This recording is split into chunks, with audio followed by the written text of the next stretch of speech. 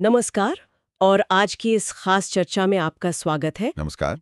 आज हम homeopathic materia Medica की एक जानी मानी हस्ती एचसी एलन की कीमोट से ब्रायोनिया एल्बा यानी वाइल्ड ब्रायोनी या वाइल्ड हॉप के बारे में गहराई से जानेंगे। जी बिल्कुल, ब्रायोनिया काफी महत्वपूर्ण रेमेडी है। हाँ, तो इस स्रोत के जरिए हमारा मकसद है ब्रायोनिया के वो मुख्य लक्षण, वो खास पहचान समझना जो इसे दूसरी रेमेडी से अलग करती हैं। हाँ। हम देखेंगे कि एलन के अनुसार ये किन लोगों और मतलब किन हालतों में खास तौर पर उपयोगी हो सकती है। सही है। तो चलिए शुरू करते हैं।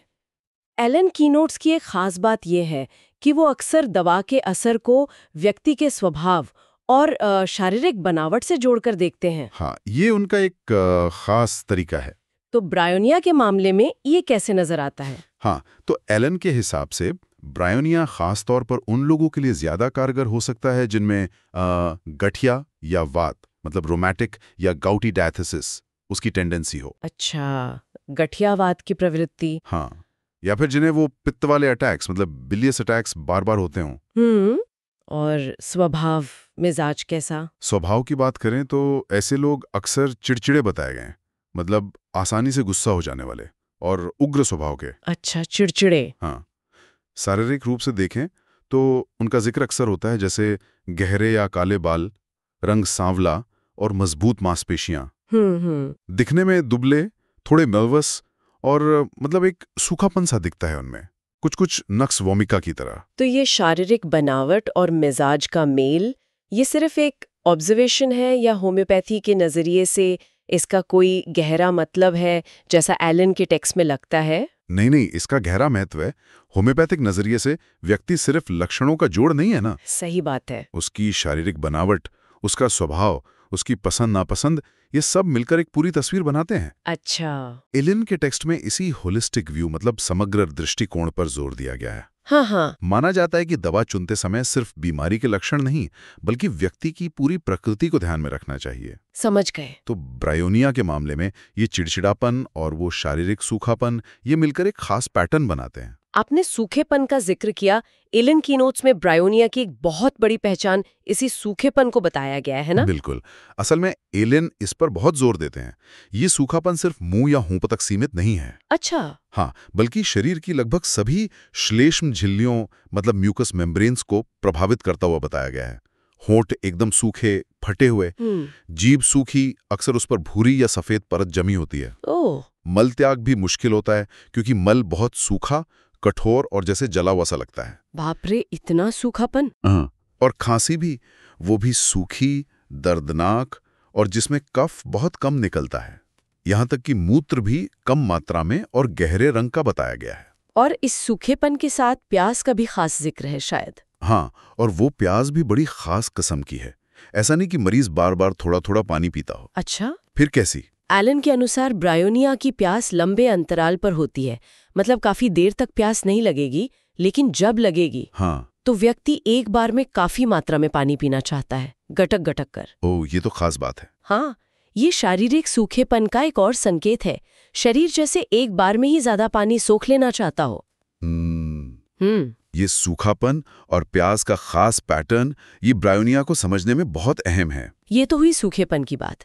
अब आते हैं उस लक्षण पर जिसे एलन ब्रायोनिया का शायद सबसे बड़ा की नोट मानते हैं, हरकत से तकलीफ का बढ़ना और आराम से घटना। ये क्या है? हाँ, ये तो ब्रायोनिया की पहचान का कह सकते हैं केंद्र बिंदु है, जैसा एलन बताते हैं। केंद्र बिंदु, बिल्कुल। शरीर में कहीं भी दर्द हो, चाहे वो जोड़ों में हो, मांसपेशियों में, सिर में या छाती में, किसी भी तरह की हरकत, मतलब जरा सा हिलने डुलने से भी वो दर्द बहुत ज्यादा बढ़ जाता है। बहुत ज्यादा। हाँ, बहुत ज्यादा। ये दर्द अक्सर चुभने वाले होते हैं, स्टिचिंग पेन या फाड़ने वाले, टेयरिंग पेन। हाँ। और रात में बढ़ सकते हैं। तो मरीज हिलना नहीं चाहता होगा? बिल्कुल नहीं, जरा सा हिलने से भी कतराता है।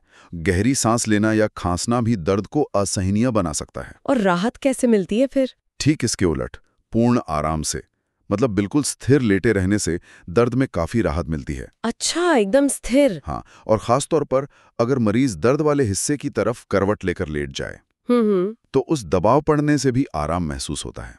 ये ब्रियोनिया का एक बहुत ही खास लक्षण है। से भी करते हैं शायद, जैसे पल्सिटिला और कालीकाब। हाँ, करते हैं, और ये तुलना बहुत महत्वपूर्ण है। एलन बताते हैं कि पल्सिटिला और कालीकाब में भी चुभने वाले दर्द हो सकते हैं। अच्छा। लेकिन उनके घटने बढ़ने के कारण, जिन्हें होम्योपैथी में मोडालिटीज कहते हैं, हाँ, मोडालिटीज, वो ब्रायोनिया से अलग बल्कि एकदम विपरीत होते हैं। विपरीत कैसे? मतलब जिन चीजों से ब्रायोनिया में दर्द बढ़ता है उनसे शायद उनमें आराम मिले, और जिनसे ब्रायोनिया में आराम मिलता है उनसे उनमें दर्द बढ़ जाए। ये बारीकियां ही सही दवा चुनने में निर्णायक होती हैं। अच्छा, ये बहुत जरूरी है फिर तो। हाँ, ब्रायोनिया में हरकत से तकलीफ का इस हद तक बढ़ना कि मरीज हिलने के ख्याल से भी डरे, ये उसे दूसरी दवाओं से एकदम अलग करता है। हमने शुरू में चिड़चिड़ेपन और गुस्से का जिक्र किया था। क्या एलन मानसिक और भावनात्मक स्तर पर और भी कुछ खास बताते हैं? बिल्कुल, चिड़चिड़ापन तो है ही, इतना कि मरीज अकेला रहना चाहता है, किसी से बात करना पसंद नहीं करता। इसके अलावा एलन जिक्र करते हैं कि अपमान, दुख या खासकर गुस्से के बाद शारीरिक तकलीफें शुरू हो सकती हैं। अच्छा, इमोशनल ट्रिगर। हाँ, ठंड लगने पर भी मरीज उग्र हो सकता है। और एक खास बात है, गुस्से के बाद ठंड लगना लेकिन सिर गर्म और चेहरा लाल रहना, ये भी एक पॉइंट है। एलन प्रलाप माने डिल्यूजन की स्थिति का भी वर्णन करते हैं। हाँ, करते हैं। और प्रलाप की स्थिति में भी एक खास पैटर्न बताया गया है। कैसा पैटर्न? मरीज लगातार अपने रोजमर्रा के काम धंधे के बारे में बातें करता रहता है, जैसे वो अभी भी काम में लगा हो, या फिर उसे बिस्तर से उठकर घर जाने की बहुत तेज इच्छा होती है। अच्छा, भले ही वो अपने घर में ही क्यों ना हो। ओह, ये तो अजीब है। हाँ, यह मानसिक बेचैनी उस शारीरिक स्थिरता की इच्छा के बिल्कुल उलट है जो उसके दर्द में दिखती है। मतलब दिमाग चल रहा है, चिंताएं हावी हैं, जबकि शरीर आराम चाहता है। और बच्चों या इच्छाओं के बारे में भी कुछ अजीब बातें बताई गई हैं। हाँ, एलन एक और विचित्र लक्षण का जिक्र करते हैं। मरीज ऐसी चीजों की इच्छा करता है जो उस वक्त मिल नहीं सकती, लेकिन जब वो चीजें उसे दी जाती हैं तो वो उन्हें लेने से मना कर देता है। ये तो बच्चों जैसी जिद हुई थोड़ी। हाँ, कह सकते हैं। और बच्चों के बारे में खासतौर पर कहा गया है कि वे गोद में उठाए जाने या ऊपर उछाले जाने से चिढ़ते हैं या रोते हैं, शायद वो हरकत से होने वाली तकलीफ के कारण। हाँ, हो सकता है। एक और विरोधाभासी लक्षण है, शरीर तो स्थिर रहना चाहता है पर बाएं हाथ और बाएं पैर में लगातार अनैच्छिक हरकत होती रहती है, मतलब इनवॉलंटरी मूवमेंट। ओह, एक तरफ स्थिरता की चाह, दूसरी तरफ ये हरकत। हाँ, ये सब छोटे छोटे लेकिन खास लक्षण मिलकर ब्रायोनिया की पूरी तस्वीर बनाते हैं। अनैच्छिक हरकत का विरोधाभास काफी रोचक है। अच्छा, अब अगर हम देखें कि एलन किन खास शारीरिक तकलीफों में ब्रायोनिया का जिक्र करते हैं, क्या हम कुछ मुख्य उदाहरण देख सकते हैं? मतलब पूरी लिस्ट पढ़े बिना। हाँ, जरूर।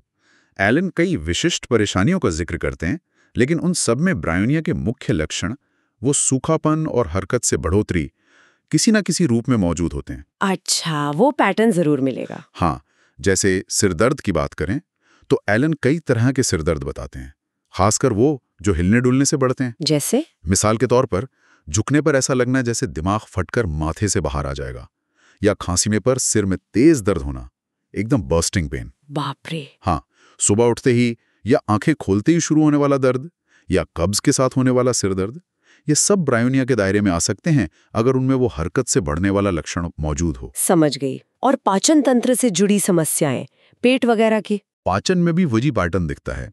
पेट के ऊपरी हिस्से में, मतलब पिट ऑफ द स्टमक में, पत्थर जैसा भारीपन महसूस होना, जो शायद डकार आने से थोड़ा कम हो जाए। कब्ज एक मुख्य लक्षण है।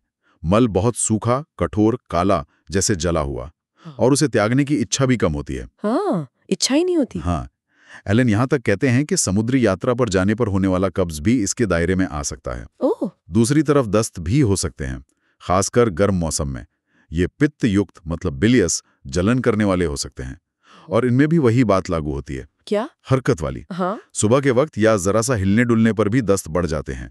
गर्म मौसम में ठंडा पानी पीने या कुछ खास चीजें जैसे फल या खट्टी गोभी खाने से भी दस्त शुरू हो सकते हैं, ऐसा एलन बताते हैं। अच्छा, और श्वसन प्रणाली, मतलब सांस की तकलीफों के बारे में? खांसी वगैरह सांस की तकलीफों में भी ब्रायोनिया का वही चिरपरिचित पैटर्न नजर आता है। सूखी, ऐंठन वाली दर्दनाक खांसी। सूखी खांसी। हाँ, जो हिलने डुलने, गहरी सांस लेने, खाने पीने या गर्म कमरे में जाने से बढ़ जाती है। खांसते वक्त सीने में सुई जैसी चुभन, जिसे प्लूरेटिक पेन कहते हैं, वो महसूस हो सकती है। उफ। या सिर फटने जैसा दर्द हो सकता है। मरीज अक्सर खांसते समय अपनी छाती को जोर से पकड़ लेता है। क्यों? ताकि हरकत कम हो और दर्द ना बढ़े। यहाँ भी दर्द वाली तरफ लेटने से आराम मिलता है। अच्छा, वही पैटर्न यहाँ भी। इनके अलावा भी कुछ खास स्थितियों का जिक्र है एलन की नोट्स में। हाँ, कुछ और खास लक्षण भी बताए गए हैं, जैसे महिलाओं में मासिक धर्म के समय, मतलब पीरियड्स के टाइम, सामान्य स्राव के बजाय नाक से खून आना, वाइकेरियस मेंस्ट्रुएशन कहते हैं इसे। ओह, ये तो काफी अजीब है ना? या स्तनों में सूजन, भारीपन, पत्थर जैसी सख्ती, गर्मी और दर्द, इतना कि उन्हें सहारा देना पड़े, खासकर दूध बनने के शुरुआती दिनों में या दूध का स्राव रुक जाने पर। ये अलग अलग लगने वाली परेशानियां भी ब्रायोनिया के तहत आ सकती हैं अगर उनके साथ ब्रायोनिया के मुख्य लक्षण जैसे दर्द का हरकत से बढ़ना मौजूद हों। तो मतलब बीमारी का नाम जरूरी नहीं, पैटर्न जरूरी है। बिल्कुल, ये दिखाता है कि कैसे होम्योपैथी लक्षणों के एक खास पैटर्न को पहचानती है, न कि सिर्फ बीमारी के नाम को। अब बात करते हैं उन चीजों की जो एलन के अनुसार ब्रायोनिया के लक्षणों को बढ़ाती हैं, मतलब एग्रेवेटिंग फैक्टर्स या बढ़ाने वाली मोडालिटीज। हाँ, और एलन इन मोडालिटीज पर बहुत जोर देते हैं क्योंकि ये ब्रायोनिया की पहचान के लिए बहुत महत्वपूर्ण है। तो सबसे मुख्य क्या है? सबसे प्रमुख है किसी भी तरह की हरकत या परिश्रम, चाहे शारीरिक हो या मानसिक। अच्छा, मानसिक परिश्रम भी? हाँ, छूने से भी दर्द बढ़ सकता है। मरीज उठकर बैठना नहीं चाहता क्योंकि उसे चक्कर या मितली आ सकती है।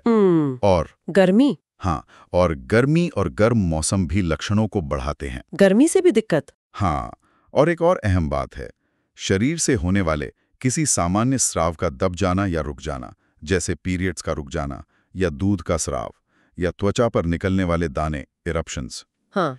इनके दबने के बाद अगर कोई तकलीफ शुरू होती है तो ब्रायोनिया के बारे में सोचा जा सकता है। अच्छा, सप्रेशन के बाद? मौसम के बदलाव का भी जिक्र है शायद। हाँ, बिल्कुल।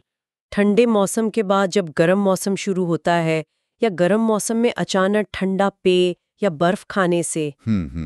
या गर्मी में ठंड लग जाने से, या पसीने में एकदम से ठंडी हवा लगने से, ये सब ब्रायोनिया की तकलीफों को शुरू या बढ़ा सकते हैं, ऐसा एलन के टेक्स्ट में संकेत मिलता है। गर्मी से परेशानी इतनी होती है कि हाँ, मरीज अक्सर रात को चादर हटा देता है, उसे ढका रहना पसंद नहीं। और राहत किन चीजों से मिलती है? रिलीविंग फैक्टर्स, बढ़ाने वाले कारकों के ठीक विपरीत।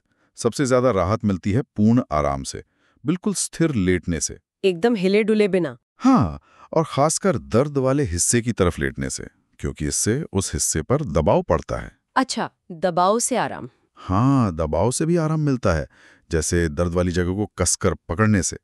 इसके अलावा ठंडक से, ठंडी हवा से और ठंडी चीजें खाने पीने से भी कुछ लक्षणों में राहत मिल सकती है, जो गर्मी से बढ़ने वाले लक्षण के विपरीत है। बिल्कुल। तो ये बढ़ाने वाले और राहत देने वाले कारक एक दूसरे के बिल्कुल विपरीत हैं और ब्रायोनिया की तस्वीर को काफी साफ कर देते हैं। एकदम, हरकत से बढ़ना और आराम से घटना, गर्मी से बढ़ना और कुछ हद तक ठंडक से घटना, दबाव से राहत मिलना। एलन के अनुसार ये विरोधाभासी मोडालिटीज ही ब्रायोनिया की खास पहचान है और सही दवा चुनने में मदद करती हैं। तो अगर हम एच.सी. एलन की नोट्स के आधार पर ब्रायोनिया अल्बा को संक्षेप में समझें, तो इसकी मुख्य पहचान है शरीर में और खासकर श्लेष्म झिल्लियों में अत्यधिक सूखापन, हाँ, प्यास जिसमें लंबे अंतराल पर ज्यादा पानी पिया जाता है, किसी भी तरह की हरकत से लक्षणों का बहुत ज्यादा बढ़ जाना, पूर्ण आराम और दर्द वाली तरफ लेटने या दबाव से राहत मिलना, साथ में एक चिड़चिड़ा गुस्सैल स्वभाव। बिल्कुल। और ये पैटर्न कई खास शारीरिक तकलीफों में नजर आ सकता है, जैसे सिर दर्द, पाचन संबंधी समस्याएं और श्वसन संबंधी परेशानियां। बिल्कुल सही सारांश है। और एलन के इस टेक्स्ट से एक आखिरी सोचने लायक बात निकलती है, मुझे लगता है। क्या? ये टेक्स्ट बार बार इस बात पे जोर देता है कि हमें सिर्फ एक लक्षण या बीमारी के नाम पर ध्यान नहीं देना चाहिए। हाँ, ये तो आपने कहा। बल्कि लक्षणों की समग्रता, मतलब टोटलिटी ऑफ सिम्टम्स को देखना चाहिए, जिसमें शारीरिक लक्षण, मानसिक और भावनात्मक स्थिति और वो खास परिस्थितियां, मतलब मोडालिटीज शामिल हैं जो लक्षणों को घटाती या बढ़ाती हैं। पूरी तस्वीर देखना। हाँ, पूरी अनोखी तस्वीर को समझना, अलग थलग हिस्सों के बजाय। ये सिद्धांत, जिसमें व्यक्ति के खास पैटर्न को महत्व दिया जाता है, शायद सिर्फ होम्योपैथी तक ही सीमित नहीं है। अच्छा, मतलब टुकड़ों में ना देखकर पूरी तस्वीर देखें। बिल्कुल। आज ब्रायोनिया अल्बा पर एच.सी. एलन के नजरिए से हुई इस विस्तृत चर्चा में शामिल होने के लिए धन्यवाद।